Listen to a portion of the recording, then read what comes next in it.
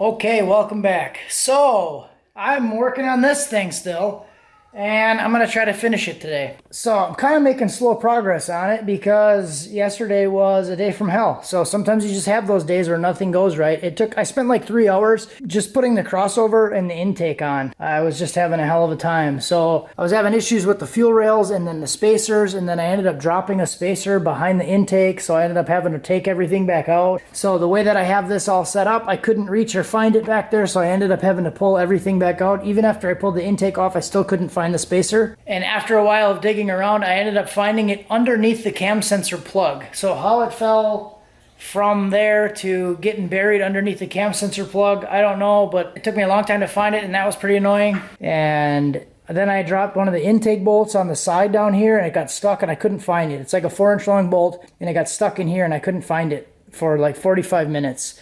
So that was frustrating. But I did get the crossover on and all that stuff. I did also make a little heat shield here because I had to replace this line because originally the original line had a hole blown in it because that section of the hose is kind of close to the turbo. It was pretty hot. So I ended up building this little heat shield here, and it's just to kind of block the flange from heating up this section. I did get a new T6 turbo blanket because the one I had started to fall apart and it was all full of Freon from when the line exploded. So I'm thinking that should be pretty good. The blanket should cover up the heat there, and then this should kind of deflect enough heat off of it, and hopefully that should be fine. But other than that, this is all in. I just kind of, part of the reason I struggle with this so much is because of how I built it. So that's always something to consider too, like how you build stuff, because if you have to work on it and it's a pain in the ass to work on it, you're not going to have a good time. And this is a pain in the ass to work on. So I tried to make everything kind of look nice, so everything's hidden underneath the intake. So I have the boost controller, all the vacuum lines,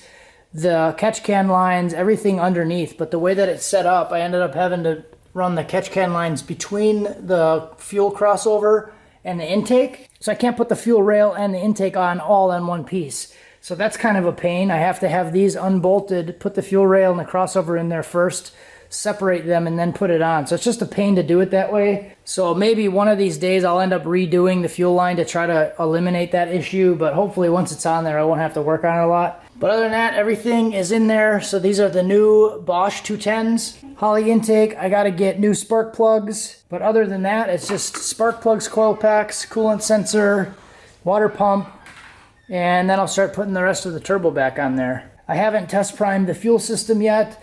I did end up breaking my gauge off of here while I was working on it. Not really breaking, but it did come like unthreaded, so I just took it off of there. I did have a new low dollar motorsport sensor anyways that I was gonna put on there, so not a big deal. So now I'll be able to plug the fuel pressure in when I get it all back together. I did get a new AC line here, so this one is a new used, and then this one is a brand new one. So let's go. Not much to do.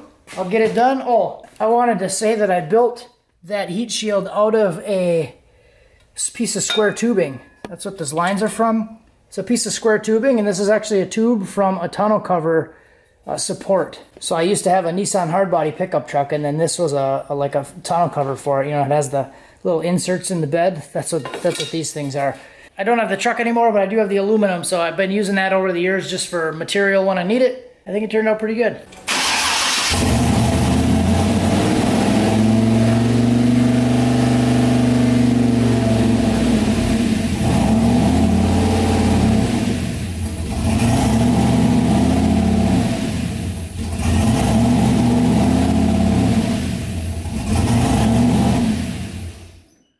So it's there, it's running. That's basically the first start and run with the new intake on also. So before, when I tried to start it the first time with the intake on, that's when it broke the rod. So when I was troubleshooting it before, when it had too much fuel and I didn't know that the injector was hydrolocked or like open and about the hydrolock, I saw that it was rich, so I was adjusting for fuel. So this tune right now is really lean and idle. Probably why it wants to surge and stuff so much, because I pulled a bunch of fuel out of it. So new throttle body, new intake, and yeah, it's running. So piecing it back together, downpipe is on. I just basically have to put the intercooler and radiator and stuff back in.